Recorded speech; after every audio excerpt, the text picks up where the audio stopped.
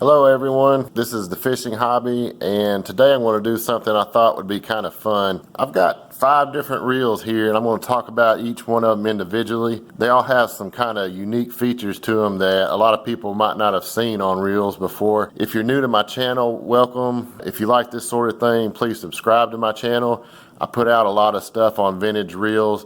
All these reels are older reel models. I'll put a link up here in the top corner to a playlist I have that's nothing but my videos on vintage reels, and go through, check that out. You might find some stuff that interests you, and subscribe and come back more often. I'd really appreciate it.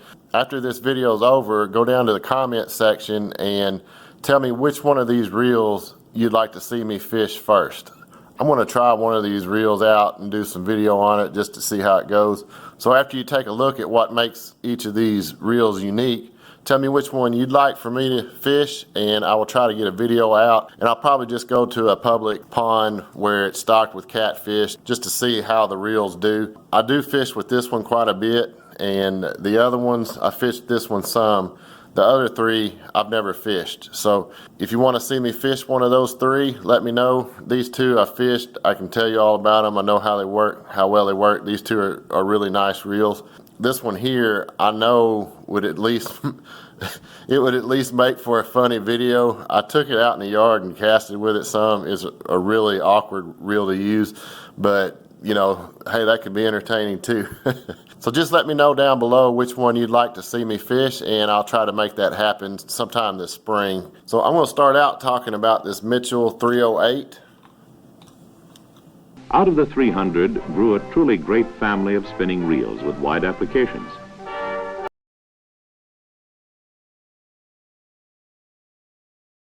Okay, the Mitchell 308, this of course was a popular reel. A lot of the Mitchell reels featured this, but it's a really unique way of winding line onto the spool. It doesn't take just a linear up and down motion on the spool travel. It actually moves up part way, back down, up some more, back down, and then it recycles. I'll just spin this here and let you watch.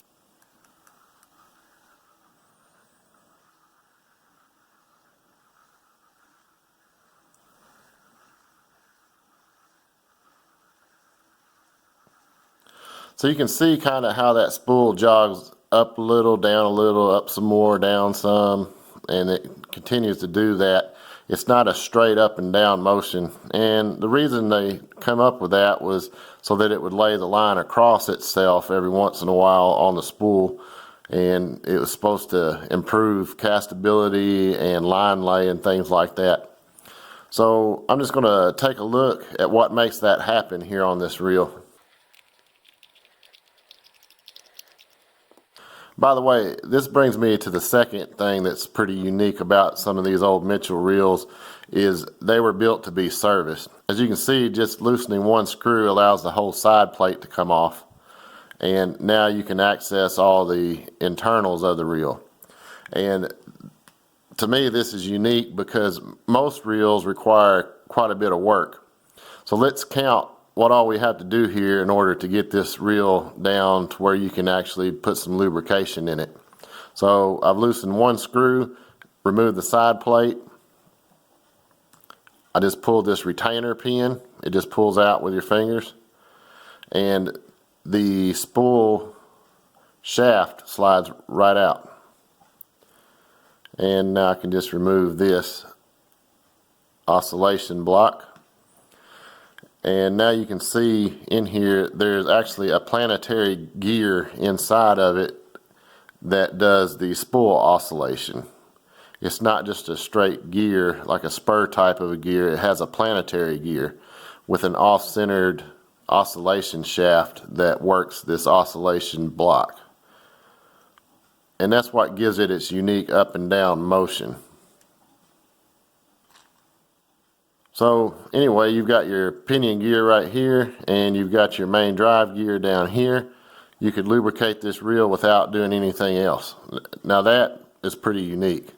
And it's not just the Mitchell 308. There were a lot of other Mitchell reels that had this planetary gear set up. Some people didn't like it, some people liked it. I don't know. Honestly, I can't tell any difference one way or the other. It seems to work fine to me. And I actually like using these little reels. They're nice little reels. They're very small and lightweight.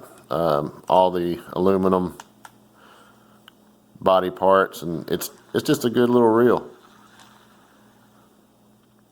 That's what makes this reel pretty unique. It's serviceability and also the planetary gear setup. And Mitchell called that spool oscillation setup. They called it planomatic gearing. So, but all it is a planetary gear that's inside of the main drive gear that works the spool oscillation. So that's a pretty unique reel, and these are actually very good reels, and a lot of people still seek these out to use and to collect both. So there's my first one, and it's going to get a little weirder after this one. One of the latest developments, the Garcia Autospin reel, is ultra-modern enough to be called the reel that thinks for itself. Entirely new and automatic, it may be used underneath the rod like an open-face reel. Actually, it's a semi-closed face spin reel that can be used with the average spinning rod. This brilliant bit of machinery has fingertip control with no bail nor lifting of line. The oscillating spool rewinds the line properly.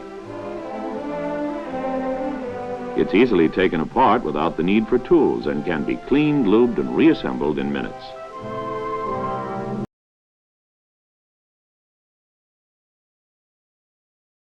All right, this reel is an Abu Garcia, and it's definitely unique. Most people wouldn't be familiar with this style, especially in the United States. But if you're from Europe, you're probably very familiar with these reels. They were very popular for different types of fishing that's done over there. But in the United States, they never really caught on, although they were sold here. There's a few things that's unique about this reel. First of all, it looks like a spin cast reel, but it's actually not. It's actually an underspin style of a reel. And what's unique about it is the way you release the line. If you look, there's no button. Most underspins are trigger spins that have a trigger that you pull to release the line. But this one's different in how you release the line on it. If you had a rod on here, you would hold the reel like this, and that's the pin release. By pushing down on this little black button here, it actually releases the pins and allows the line to come off. And what would happen would be the line would move around until it got to your finger and it stops. So it's almost like a cross between a trigger spin or an underspin reel and a spinning reel. It's got a semi-closed face. It's pretty open. There's a little more clearance here than you'd find on most trigger spin reels. So you get a little bit better castability with this, and it's got a nice rounded over lip on this cover that allows for the line to peel off real easy. So these are actually pretty nice little reels, and it does have another unique feature to it, and that's the way the drag works on it. If you're cranking in like you normally would, the drag is engaged. And I'll see if you can hear the drag pull out here.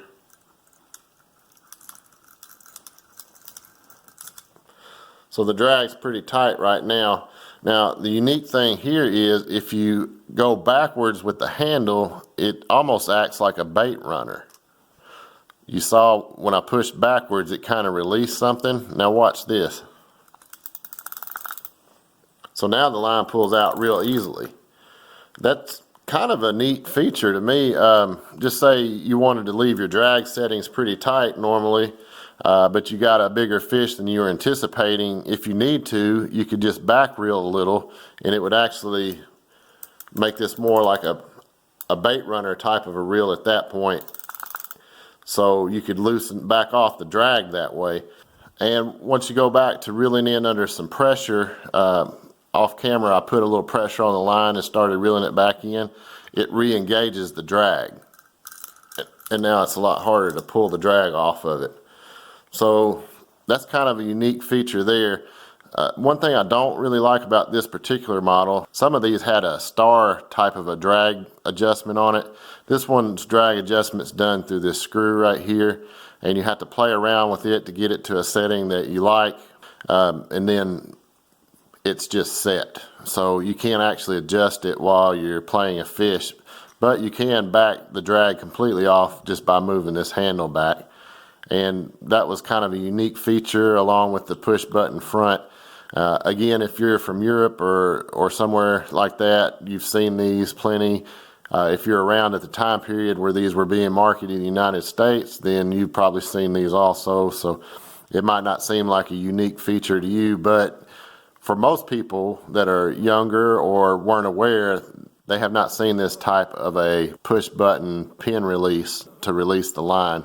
So that's that reel. It's pretty unique, and these are well made. They're a little on the heavy side for the size of them. They're very small, but they've got a lot of weight to them. They've got really nicely made gears and things in them. So this is definitely one that would hold up for a long time. Let's move on to the next one.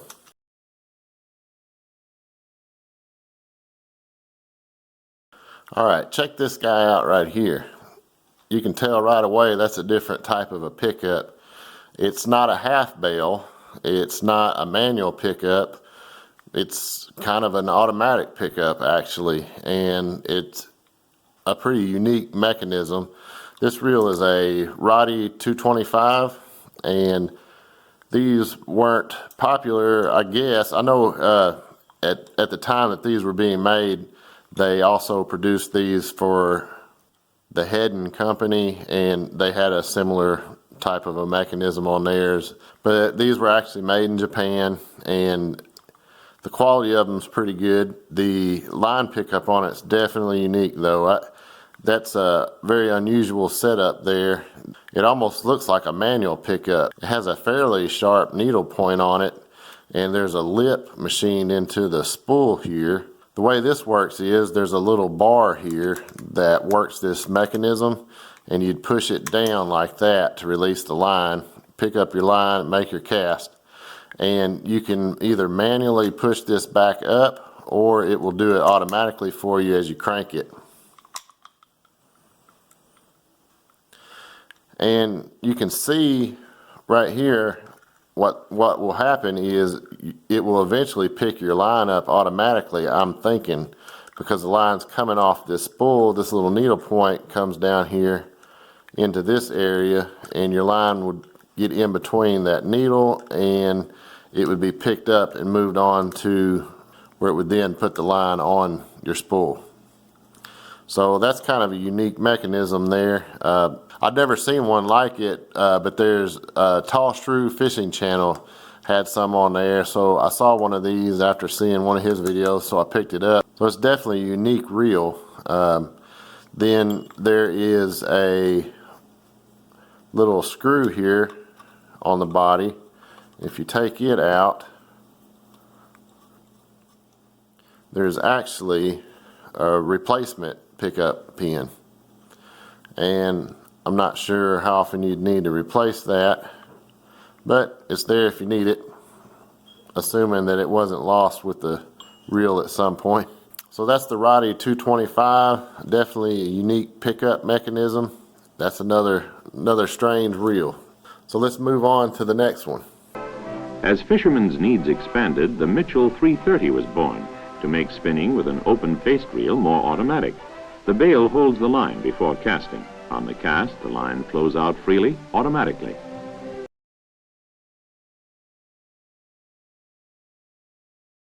All right, we've got another Mitchell here, and it is a 440 model, and it looks pretty normal until you get around here to the bail release mechanism on it, and it is totally unique, and it actually does something kind of cool in my opinion. You can actually push down on this and release it, and it opens the bail. And that in itself, you know, that's pretty impressive, just the mechanics of the way that works. But what's kind of unique about it, and what I think is interesting and probably somewhat useful, is when you push down on that, it does go ahead and release this mechanism.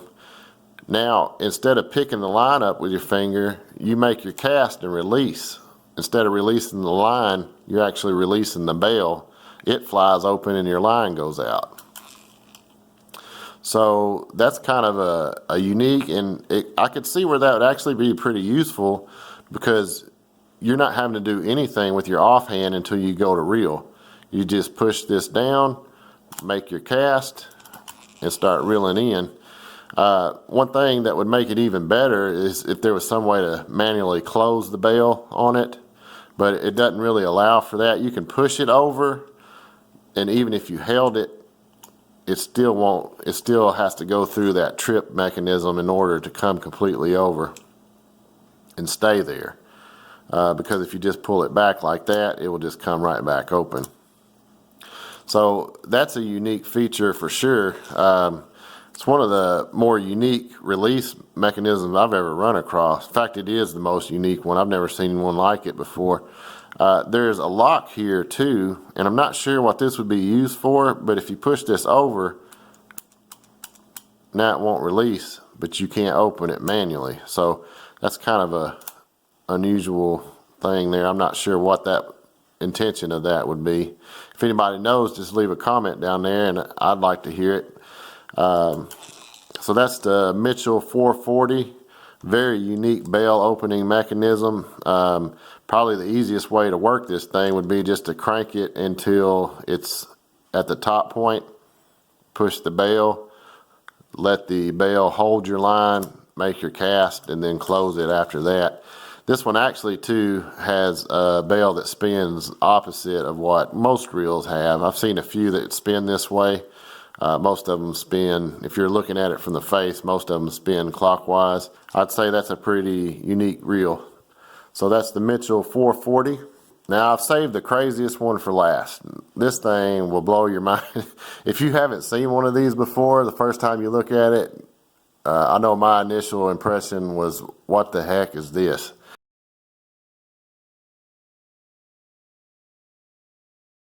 It's a Ashaway, and it's called a slip cast reel. That is a contraption and a half. And you know, for all those times you've watched videos where guys are fishing spinning reels, but they've got them upside down and cranking on them, this one is made like a spinning reel, but it's actually made to be mounted on a casting rod.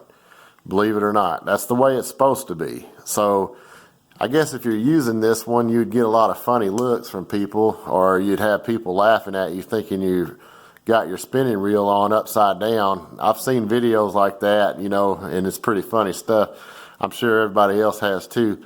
But this spinning reel is made to be casted this way, and it's got a weird mechanism here that actually holds the line for you, almost like pushing a push button reel. You know, on a push button reel, or a spin cast reel, you push the button and the line doesn't release until you let go of your thumb. But this is the same thing.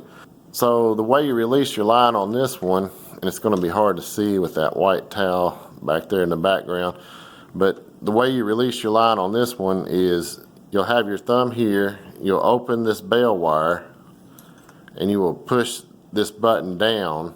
That way it captures the line between this little arm and the spool. So now the line cannot come off until you release this button. So if you were then making a cast, you'd release the button, and there goes your line. And you can make your cast that way. Then you can close the bail by hand actually on this one, or you can turn it to bump it over, but probably would be easiest just to close it by hand, and then you can begin your retrieve process at that point.